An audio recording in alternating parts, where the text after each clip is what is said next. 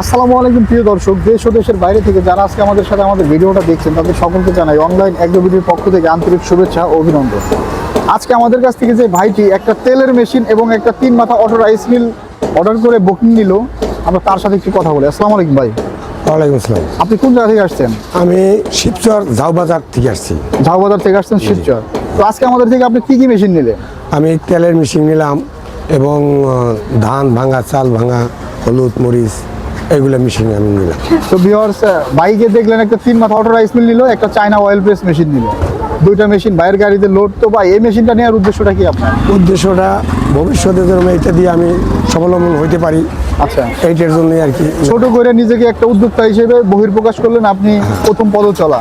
তো ভাইয়ের জন্য অবশ্যই দোয়া থাকবে। এবং আমাদের যে টেকনিশিয়ান শাওন, সামনে দাঁড়াও।